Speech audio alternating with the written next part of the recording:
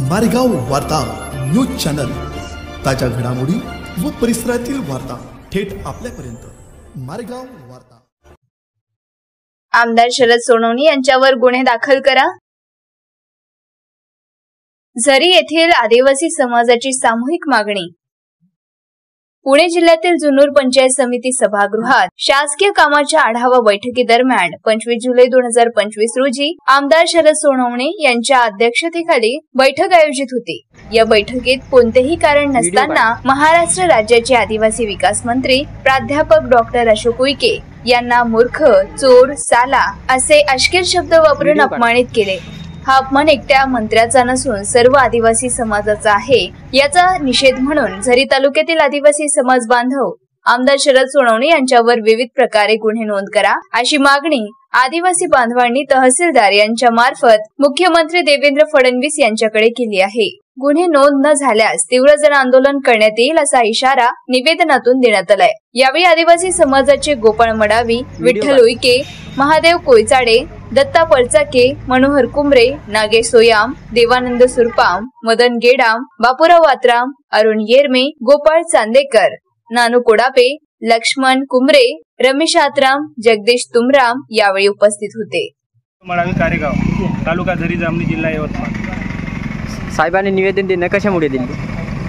माननीय प्राध्यापक अशोकजी उईके साहेब, आदिवासी विकास मंत्री यांच्यावर जे अपमानकारक जे भाष्य केलेले आहे त्या उद्देशानं तमाम आदिवासी समाजातून झरी जामणीमधून आम्ही सर्वजण एकत्र आलेलो आहोत की जुन्नर विधानसभा मतदारसंघाचे आमदार शरदजी सोनवणे यांनी सार्वजनिक मंचावर येऊन माननीय आमदार अशोकजी उईके साहेब यांच्याबद्दल एकदम खालच्या स्तराची शिवीगाळ केली त्यांनी।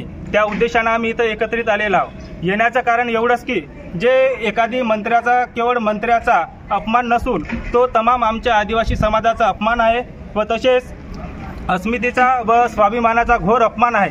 त्या उद्देशानं माननीय शरद सोनवणे यांच्यावर ॲट्रॉसिटी गुन्हा दाखल व्हावा व त्यांनी सार्वजनिक मंचावर येऊन तमाम आदिवासी समाजाची माफी मागावी याकरता आम्ही इथे निवेदन दिलेलं आहोत। आदिवासी समाज हा शांतप्रिय आहेच आणि पुढे देखील असणार, परंतु आम्ही अपमानजनक असे भाष्य आम्ही कदापि सहन केलं जाणार नाही। त्या दृष्टीने आज रोजी आम्ही इथे निवेदन दिलेलं आहोत आणि जेव्हाही न्याय मिळवण्यासाठी लढण्याची वेळ येईल त्यावेळेस आम्ही सतत लढा देण्यासाठी तयार राहू।